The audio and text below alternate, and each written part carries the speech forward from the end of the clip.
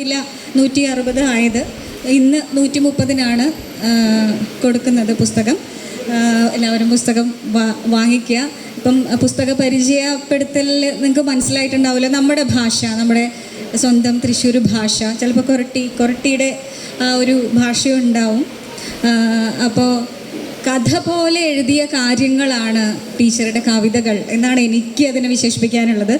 ഇനി നമുക്ക് ആശംസകൾ പറയാനായിട്ട് അതിനു മുമ്പ് ഒരു കാര്യം കൂടി, ശ്രീജ ടീച്ചർ ജില്ലാ ലൈബ്രറി കൗൺസിൽ അംഗമാണ്. ലൈബ്രറിയുടെ പ്രതിനിധികൾ ഇവിടെ ഉണ്ടെന്നുണ്ടെങ്കിൽ പുസ്തകം ടീച്ചർ തരുന്നതാണ്. അത് സ്വീകരിക്കാനായിട്ട് വേദിയിലേക്ക് വരണം എന്ന് അഭ്യർത്ഥിക്കുകയാണ്. ആശംസകൾ അർപ്പിക്കുന്നതിനായിട്ട് കാവ്യശിഖയുടെ ചെയർമാൻ കവി പ്രിയപ്പെട്ട ജയറാം വാഴൂർ മാഷിനെ സ്നേഹപൂർവ്വം സ്വാഗതം ചെയ്യുന്നു.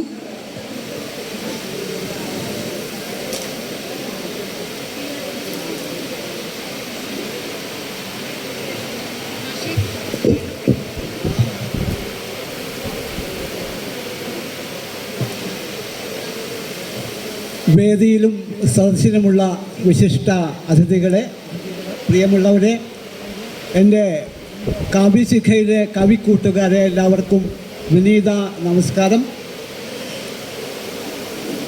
നമ്മുടെ ശ്രീജ ടീച്ചറുടെ ഒരു കാവ്യ സ്വപ്നം പൂവണിയുന്നൊരു ദിവസമാണ്. ശ്രീജ ടീച്ചർ കുറിച്ച ഒരുപാട് കവിതകൾ കാവ്യശിഖയിലൂടെ എല്ലാ ആഴ്ചയിൽ ഒരിക്കലെങ്കിലും വായിക്കുന്നവരാണ് ഞങ്ങളൊക്കെ. അപ്പോൾ ഈയിടെയായിട്ട് അതിലുണ്ടാകുന്ന മാറ്റത്തെ പറ്റി പറയാതെ വയ്യ. കാരണം ചെറിയ രീതിയിൽ തുടങ്ങിയ ടീച്ചർ ആ കാവ്യ ഗുണത്തിനെ സംബന്ധിച്ചിടത്തോളം പറയുകയാണെന്നുണ്ടെങ്കിൽ ഉന്നതങ്ങളിലേക്ക് പോകുന്ന ഒരവസ്ഥയിലേക്ക് ഇപ്പോൾ നീങ്ങിക്കൊണ്ടിരിക്കുകയാണ്. കാരണം കാവ്യശിഖയിൽ നിന്നും അതിൻ്റെ പ്രസിദ്ധീകരണത്തിൽ നിന്നും മാറി ആനുകാലികങ്ങളിലേക്ക് ശ്രീധ ടീച്ചറുടെ കവിതകൾ വന്നു ചേർന്നിരിക്കുന്നു എന്നുള്ളത് ഒരു വലിയ സന്തോഷമായിട്ട് ഞാൻ കാണുകയാണ്. അപ്പോൾ കവിയെ പരിചയപ്പെടുത്തേണ്ട കാര്യമില്ല, പുസ്തകത്തെയും പരിചയപ്പെടുത്തേണ്ട കാര്യമില്ല. കാരണം വളരെ വിശദമായി തന്നെ ശ്രീനന്ദിനി പുസ്തകത്തെ പരിചയപ്പെടുത്തി കഴിഞ്ഞു. അപ്പോൾ കൂടുതൽ പറഞ്ഞ്, കാരണം ശ്രീനന്ദിനി ഇപ്പോൾ ഒരുപാട് കവിതകളെ പറ്റിയിട്ട് പറഞ്ഞു. അപ്പം നിങ്ങൾ ഈ പ്രൗഢമായ സദസ്സ് വിചാരിക്കും ഇതെല്ലാം ഞങ്ങൾ കേട്ടതാണല്ലോ, ഇതിന് പുസ്തകം വാങ്ങിക്കേണ്ട വല്ല കാര്യമുണ്ടോ എന്ന് വിചാരിക്കാതെ തീർച്ചയായിട്ടും രാവണി ഭാഷ പറഞ്ഞ പോലെ എല്ലാവരും ഒരു പുസ്തകം വാങ്ങിച്ചു വേണം ഇവിടെ നിന്ന് പോകാനെന്ന് ഒരിക്കൽ കൂടി ഞാൻ ഓർമ്മിപ്പിക്കുകയാണ്. ഏതായാലും ഞാൻ ആശംസ പറയാൻ വന്നതുകൊണ്ട് ഇതിലെ ഒരു കൊച്ചു കവിത, ഒരു 4 വരി പോലും ഇല്ലാത്ത 4, 5, 6 വരികളുള്ളൊരു കവിത, അത് ശ്രീ ടീച്ചറുടെ കവിതകളെ സംബന്ധിച്ചിടത്തോളം ഇവിടെ പലരും പറഞ്ഞു അതിൻ്റെ വൈവിധ്യമാണ് അതിൻ്റെ പ്രത്യേകത. കാരണം പോസ്റ്റ്മോർട്ടം എന്ന ഗഹനമായ കവിത, അതോടൊപ്പം തന്നെ സെലിബ്രിറ്റിയുടെ പോസ്റ്റ്മോർട്ടം എന്ന കവിത, അതോടൊപ്പം തന്നെ ചോക്കിനെ പറ്റിയിട്ടും ബ്ലാക്ക് ബോർഡിനെ പറ്റിയിട്ടും ഡസ്റ്ററിനെ പറ്റിയൊക്കെ തൻ്റെ ദൈനംദിന ജീവിതത്തിൻ്റെ ഭാഗമായിട്ടുള്ള കാര്യങ്ങളെ പറ്റിയിട്ടും ടീച്ചർ എഴുതുന്നുണ്ട്. നിങ്ങൾക്കിതിൽ അത് വായിച്ചെടുക്കാം. ഇതിൽ നിന്നെല്ലാം വ്യത്യസ്തമായിട്ട് കുടുംബ ജീവിതത്തെ പറ്റിയിട്ടൊരു കവിത ടീച്ചർ ഈ സമാഹാരത്തിൽ എഴുതിയിട്ടുണ്ട്. അത് വായിച്ചുകൊണ്ട് ഞാൻ എൻ്റെ വാക്കുകൾ അവസാനിപ്പിക്കാം. കൂട്ടുപലിശ പോയിട്ട് സാധാരണ പലിശ പോലും കിട്ടില്ല എന്നറിഞ്ഞിട്ടും എൻ്റെ കയ്യിലുള്ള സ്നേഹം മുഴുവൻ കുടുംബ ബാങ്കിൽ നിക്ഷേപിച്ചു. എൻ്റെ കയ്യിലുള്ള സ്നേഹം മുഴുവൻ കുടുംബ ബാങ്കിൽ നിക്ഷേപിച്ചു. ഭരണസമിതി ആകട്ടെ മതിയായ രേഖയില്ലാത്തവർക്കും കടം നൽകി. ചില രേഖകൾ മെനഞ്ഞ് പലതും അടിച്ചു മാറ്റി. കുടുംബ ബാങ്ക് പൊളിഞ്ഞിട്ടില്ല, മുന്നോട്ട് നീങ്ങുന്നുണ്ട്. പക്ഷേ ഇപ്പോൾ എൻ്റെ മുതലുമില്ല, പലിശയുമില്ല. നല്ല കവിതയാണെങ്കിൽ ഒരു കയ്യടി കൊടുത്തോളൂ. അപ്പോൾ ഇതുപോലുള്ള വൈവിധ്യമാർന്ന ഒരുപാട് കവിതകൾ ഈ പുസ്തകത്തിൽ നിങ്ങൾക്ക് വായിക്കാം. തീർച്ചയായിട്ടും ഒരെണ്ണം വാങ്ങി വായിക്കാൻ മറക്കരുത്. നമ്മുടെ പ്രിയപ്പെട്ട കാവ്യശിഖയുടെ നായിക എന്ന് ഞങ്ങളുടെ തേരാളിയായ രാവണി മാഷ് വിശേഷിപ്പിച്ച ശ്രീ ടീച്ചർക്ക് ആ സമാഹാരം എന്ന വലിയ സ്വപ്നം പൂവണിഞ്ഞ ഈ ദിവസത്തിൽ ആ സമാഹാരം വലിയ വായനക്കാരുണ്ടാകട്ടെ. വലിയൊരു ഇപ്പോൾ ഈ സദസ്സ് തന്നെ വായിക്കുകയാണെങ്കിൽ തന്നെ അതിൽ നൂറുകണക്കിന് പുസ്തകങ്ങൾ വിറ്റഴിക്കപ്പെടും എന്നുള്ളതിൻ്റെ യാതൊരു സംശയവുമില്ല. അങ്ങനെ ഉത്തരോത്തരം പുരോഗതിയിലേക്ക് നമ്മുടെ പ്രിയപ്പെട്ട ടീച്ചർ നയിക്കട്ടെ എന്ന് ആശംസിച്ചുകൊണ്ട് ഞാൻ എൻ്റെ വാക്കുകൾ ചുരുക്കുന്നു. നന്ദി, നമസ്കാരം. നന്ദി മാഷെ. അടുത്തത് ആശംസകൾ പറയാനായി എത്തുന്നത് ശ്രദ്ധേയ കവി PR രതീഷാണ്. കവിയെ കുറിച്ച് പറയുകയാണെങ്കിൽ ജീവിതമാർഗവും കവിതയാക്കിയ കവിയാണ്. സാധാരണ കവിത എഴുതുന്ന ഒരാൾക്ക് ജീവിതമാർഗമായി മറ്റൊരു വരുമാനം ഉണ്ടാവും. പക്ഷേ PR രതീഷ് എന്ന കവിക്ക് ജീവിതമാർഗം കവിത തന്നെയാണ്. കവിയെ സ്നേഹാദരങ്ങളോടെ ക്ഷണിക്കുന്നു.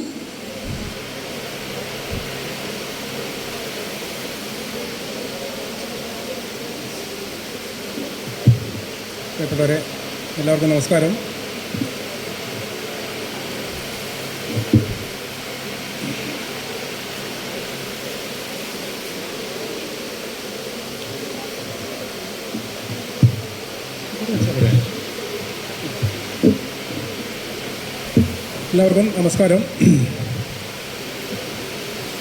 ഈ ശ്രീജേച്ചിയെ ഞാൻ പരിചയപ്പെട്ടിട്ട് വളരെ കുറച്ച് വർഷങ്ങളായിട്ടുള്ളൂ. പക്ഷേ വിധുവേട്ടനായിട്ട് ഞാൻ ഒരു 15 വർഷത്തെ ബന്ധമുണ്ട്. അപ്പോൾ ഒരുപക്ഷേ കേരളത്തിൻ്റെ വടക്കേ അറ്റത്ത് നിന്ന് ഇന്നലെ പുറപ്പെട്ട ഒരാളാണ് ഞാൻ. അപ്പോൾ അവരെ വീട്ടിലാണ് അവരെ വീടല്ലാതെ ഇപ്പോൾ എൻ്റെ വീട് കൂടെയും മാറി. ശ്രീജേച്ചി കവിത മാത്രമല്ല, നന്നായി ഭക്ഷണം ഉണ്ടാക്കും. ആ ഭക്ഷണം 3-4 നേരം കഴിച്ചിട്ടുണ്ട് ഉച്ചവരെ. ഇന്നിപ്പം തിരിച്ചു പോകണം. ഞാൻ ശ്രീജേച്ചിൻ്റെ കവിത ഇന്നലെ മുഴുവൻ വായിച്ചു തീർത്തു. അപ്പോൾ ഞാൻ പറയാൻ ഉദ്ദേശിച്ച കാര്യങ്ങൾ ഇവിടെ പലരും പറഞ്ഞു. വീണ്ടും പറയുന്നതിൽ അർത്ഥമില്ല. കാരണം നമുക്കൊക്കെ വീട്ടിലേക്ക് തിരിച്ചു പോകണം. പല വഴിക്കുന്ന വന്ന ആളുകളാണ്. അപ്പം ശ്രീജേച്ചിക്ക് അസ്വസ്ഥമായ മനസ്സും ഉറക്കമില്ലാത്ത രാത്രിയും നേരുന്നു. ഈ പുസ്തകം എല്ലാവരും വായിക്കാൻ ഇടവരട്ടെ. ഞാനെൻ്റെ 2-3-4 ചെറിയ കവിതകൾ വായിക്കുകയാണ്. ആദ്യത്തെ കവിതയുടെ പേര് കടപ്പാട്. ശ്രീജേച്ചിൻ്റെ കവിത ഞാൻ വായിക്കുന്നില്ല, നിങ്ങൾ വായിച്ചാൽ മതി. കടപ്പാടുണ്ട് എനിക്ക് നിന്നോട്, ഒരു ജന്മം മുഴുവൻ കരയാൻ പഠിപ്പിച്ചതിന് ഇടയ്ക്ക് ഓർത്തു പോകുന്നത് മറന്നിട്ടില്ലെന്ന് അടിവരയിടാനാണ്. അടുത്ത കവിത തോന്നൽ. അഗാധമായ സ്നേഹമേ, അരികത്ത് വന്നിരിക്കേണ്ട, ചുംബനം കൊണ്ട് മുറിവുണക്കേണ്ട, പട്ടടയിലേക്കുള്ള വഴിയിൽ പോലും കണ്ണീര് തൂവേണ്ട, ഒന്നും വേണ്ട നീ എന്നെ സ്നേഹിക്കുന്നുണ്ടെന്ന തോന്നൽ മാത്രം മതി. പ്രണയമഴ. ഒരിക്കൽ പെയ്താൽ മതി ജീവിതം മുഴുവൻ ചോർന്നൊലിക്കാൻ. ശ്രീജേച്ചി ഇന്ന് വരെ ജീവിച്ചൊരു ജീവിതമല്ല നാളെ മുതൽ ജീവിക്കാൻ പോകുന്നത്. കാരണം നാളെ മുതൽ കവിതയിൽ കൃത്യമായ ഉത്തരവാദിത്തമുണ്ട്. ഇപ്പോൾ ഒരു പുസ്തകമൊക്കെ ഇറങ്ങിക്കഴിഞ്ഞാൽ പിന്നെ അതിൻ്റെ 2ാമത്തെ പുസ്തകത്തിലേക്കുള്ള ഒരു പ്രവേശനം കൂടിയാണ്. എന്തായാലും ഇത് 1ാമത്തെ പുസ്തകമായിട്ട് എനിക്ക് ഫീൽ ചെയ്യുന്നില്ല. കാരണം ഞാനങ്ങനെ ആരെ പുകഴ്ത്തി സംസാരിക്കണമെന്നില്ല. കാരണം പറയേണ്ടത് മുഖത്തൂക്കി പറയുന്ന ഒരാളാണ് ഞാൻ. ഒരുപാട് ശത്രുക്കളുള്ള ആളാണ് ഞാൻ. കവിത കൊണ്ട് കിട്ടിയൊരു ഗുണം കുറേ മിത്രങ്ങളെയും അതിലേറെ ശത്രുക്കളെ ഉണ്ടായിരുന്നാണ്. അപ്പോൾ ശ്രീജേച്ചിക്ക് നാളെ മുതൽ ശത്രുക്കൾ ഉണ്ടാവാൻ സാധ്യതയുണ്ട്. അതുകൊണ്ട് ശ്രദ്ധിക്കുക. വീണ്ടും നല്ല അക്ഷരങ്ങളുമായി നമുക്ക് വീണ്ടും സന്ധിക്കാം. എല്ലാവർക്കും നന്മ, നമസ്കാരം. നന്ദി. ആശംസകൾ അർപ്പിച്ച് സംസാരിക്കുന്നതിനായി കുടുംബയാത്ര സ്നേഹക്കൂട്ടായ്മ എന്ന ശ്രീജ ടീച്ചർ അടങ്ങിയ ഒരു സ്നേഹക്കൂട്ടായ്മയുടെ ചുക്കാൻ പിടിക്കുന്ന, എല്ലാ പ്രതിസന്ധി ഘട്ടങ്ങളിലും അവർക്ക് താങ്ങായി നിൽക്കുന്ന രാമൻ MP.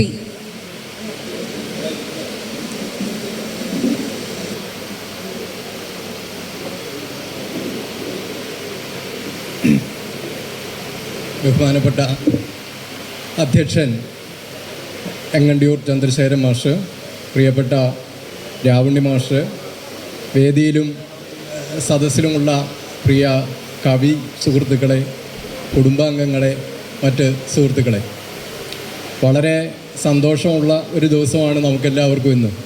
ശ്രീജയുടെ ആദ്യ പുസ്തകത്തിൻ്റെ പ്രകാശനം നടക്കുന്ന ഈ അവസരം ഞങ്ങളൊക്കെ ഒരുപാട് കാലമായിട്ട് ആഗ്രഹിക്കുന്നതാണ്. ശ്രീജയുടെ പുസ്തകം പ്രകാശനം ചെയ്യപ്പെടുന്ന ഒരു ദിവസത്തിന് വേണ്ടി. ഈ അവസരത്തിൽ എന്താണ് പറയേണ്ടതെന്നുള്ളത്, ഇവിടെ വലിയ പ്രൗഢഗംഭീരമായ സദസ്സാണ് ഇവിടെ ഉള്ളത്. കവികൾ, എഴുത്തുകാർ ഒക്കെയാണ് നിറഞ്ഞിരിക്കുന്നത്.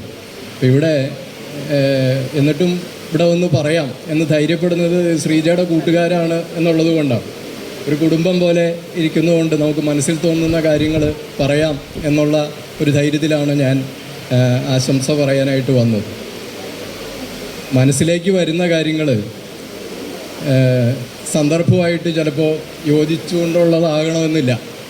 നമ്മൾ ഏകാന്തതയുടെ 100 വർഷങ്ങൾ എന്ന പുസ്തകത്തിൽ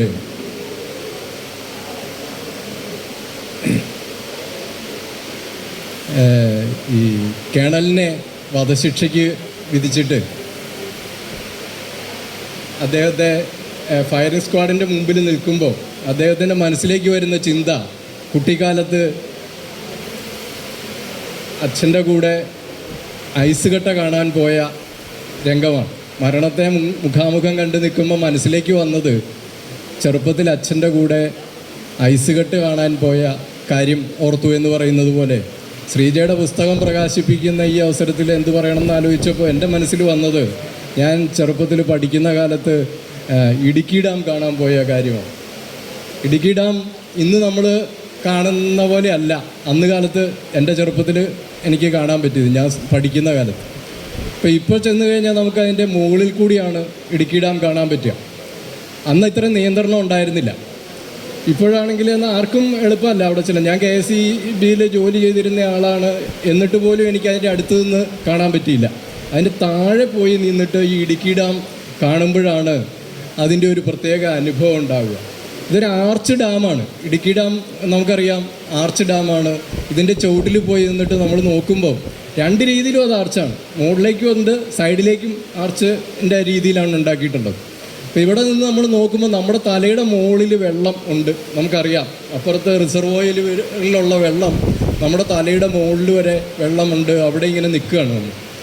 അപ്പോഴാണ് ഈ അതിൻ്റെ ഒരു വലിയ ഒരു മനസ്സിലേക്ക് വരുന്ന ഒരു വികാരം എന്താണെന്ന് നമുക്ക് പറയാൻ പറ്റില്ല. ആ ഡാമിൻ്റെ ചുവട്ടിൽ ചെന്ന് നിന്ന് മുകളിലേക്ക് നോക്കും, നമുക്ക് മുകളിലേക്ക് കാണാൻ പറ്റില്ല. ഡാമിങ്ങനെ നമ്മുടെ തലയുടെ മുകളിലേക്ക്. അപ്പോൾ അവിടെ നിന്ന് കഴിയുമ്പോൾ നമുക്ക് വേറൊരു കാര്യവും കൂടി കാണാൻ പറ്റും. ഈ ഡാമിൽ ഒരുപാട് വെള്ളം ഇങ്ങനെ നിൽക്കുന്നതുകൊണ്ട് ഒരുപാട് ആഴത്തിൽ വലിയ മർദ്ദത്തിൽ നിൽക്കുന്ന വെള്ളത്തിൻ്റെ ശക്തി കൊണ്ട് ഉറവകൾ ഇങ്ങനെ ഉണ്ടായിട്ട് ഈ ഉറവകളെല്ലാം കൂടി ഡ്രെയിൻ ചെയ്ത ഒരു കനാലിൽ കൂടി ഇങ്ങനെ ഒഴുക്കുന്നുണ്ട് ഡാമിൻ്റെ താഴെ ഭാഗത്ത്. അതിങ്ങനെ ശക്തിയായിട്ട് ഇങ്ങനെ ഒഴുകി പോകുന്ന വെള്ളമാണ്, ഒരു കനാലിൽ കൂടി പോകുന്ന പോലെ. ഇത്രയും വലിയ ഡാം ഉണ്ടാക്കി അതിൻ്റെ ചുവട്ടിൽ വലിയ വീതിയാണ്, 10-20 അടിയോളം വീതിയിലാണ് ഈ ഡാം അതിൻ്റെ ചുവട് ഭാഗമുള്ളത്. എന്നിട്ടും അതിൽ കൂടി വെള്ളം ഇങ്ങനെ വളരെ സ്പീഡിൽ ഒഴുകി പോകുന്നത് നമുക്ക് കാണാം. അത് ഈ ഡാമിനകത്തുള്ള വെള്ളത്തിൻ്റെ പ്രഷറും ആഴവും ഒക്കെ കാരണമാണ്. അപ്പം അതുപോലെ ആണ് ഈ ഒഴുകിപ്പോകുന്ന വെള്ളം, ഉറവയായി വരുന്ന വെള്ളം പോലെയാണ് എനിക്ക് ഈ പുസ്തകം തോന്നിയത് ശ്രീജയുടെ. അവിടെ വലിയ ഊർജം ഉണ്ടാക്കാനായിട്ട് റിസർവോയറിൽ വെള്ളമുണ്ട്. അത് സ്വാഭാവികമായി ഒഴുകി വന്ന വെള്ളം പോലെയേ ആയിട്ടുള്ളൂ ഈ പുസ്തകം എന്നെനിക്ക് തോന്നുന്ന ഒരു കാര്യം അതാണ്.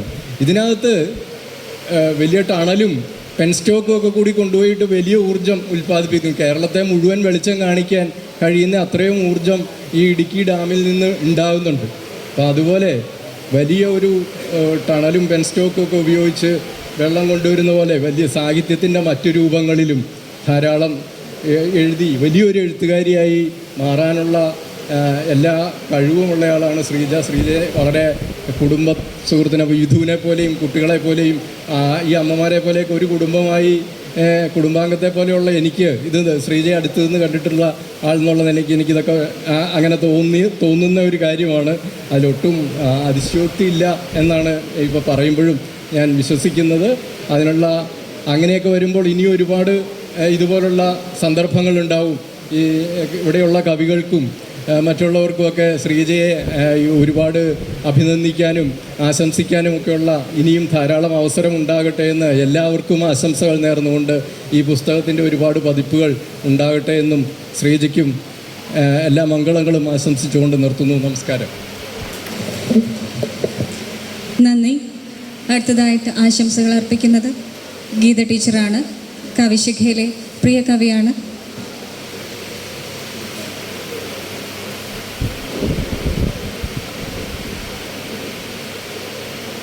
എല്ലാവർക്കും നമസ്കാരം. ഈ വൈകിയ വേളയിൽ രണ്ട് വാക്ക്. ആദ്യം ശ്രീജ എന്ന വ്യക്തിയെ കുറിച്ചിട്ട്. ഒരു നാവും 2 ചുണ്ടുകളും തൊണ്ടയിൽ നിന്ന് വരുന്ന ശബ്ദവും ഉണ്ടെങ്കിൽ ആർക്കും സംസാരിക്കാം. അതെല്ലാം പറയുന്നവനെയോ കേൾക്കുന്നവനെയോ സ്പർശിക്കാതെ അന്തരീക്ഷത്തിലേക്ക് പല ഫ്രീക്വൻസികളിൽ കടന്നു പോകുന്ന ശബ്ദങ്ങളായി മാറും. എന്നാൽ ഹൃദയം കൊണ്ട് സംസാരിക്കാൻ അറിയുന്ന ചുരുക്കം ചിലരിൽ എന്നെ ഏറെ സ്പർശിച്ച വ്യക്തിയാണ് ശ്രീജ. ഒരുപക്ഷെ രാവുണ്ണി മാഷ് ഞങ്ങളെ പഠിപ്പിച്ച ഭാഷ അത് ആയിരുന്നുകൊണ്ടായിരിക്കാം. കാവ്യശിഖയിലെ സാഹിത്യത്തിൻ്റെ ഭാഷയുടെ അപ്പുറത്ത് സ്നേഹത്തിൻ്റെ ഭാഷയാണ് എന്നുള്ളത് കൊണ്ടായിരിക്കാം. ഇനി ശ്രീജയുടെ കവിതകൾ. ഈ വിശാലമായ ലോകത്ത് ഒരു ചൂണ്ടലുമായി ശ്രീജ ഇരിക്കുന്നു. ആ ചൂണ്ടക്കുളത്തിൽ കുരുങ്ങുന്ന ആശയങ്ങൾ വൈവിധ്യമുള്ള, കടലിൽ നിന്ന് മീൻ പിടിക്കുന്ന പോലെ തികച്ചും വൈവിധ്യമാർന്ന പല ആശയങ്ങൾ, പലതും ഇന്നത്തെ കാലഘട്ടത്തിന് യോജിച്ചത് അല്ലാത്തതുമുണ്ട്. സ്ത്രീത്വത്തെക്കുറിച്ച് അങ്ങനെ ഇപ്പോൾ ഇവിടെ അവതരിപ്പിക്കപ്പെട്ടതാണ്, ശ്രീനന്ദിനി പറഞ്ഞതാണ്. അതിനെക്കുറിച്ചൊന്നും ഞാൻ പരാമർശിക്കുന്നില്ല. ഇനിയും ഒരുപാട് ഉയരങ്ങളിൽ എത്താൻ ശ്രീജയ്ക്ക് കഴിയട്ടെ എന്ന് മാത്രം ആശംസിച്ചുകൊണ്ട് നിർത്തുന്നു. നന്ദി ടീച്ചർ. ആശംസകൾ തുടരുകയാണ്. അതിനിടയ്ക്ക് ഒരു മെലഡി കേൾക്കാം. ചാക്കോ മാഷിൻ്റെ പ്രിയപുത്രനായ തിയോസി സംഗീത സംവിധായകനാണ്. തിയോയെ ക്ഷണിക്കുന്നു. ഇന്ന് ചാക്കോ മാഷിൻ്റെ 67ാം ജന്മദിനമാണ്. മാഷക്ക് ഒരു സമ്മാനമായിട്ട്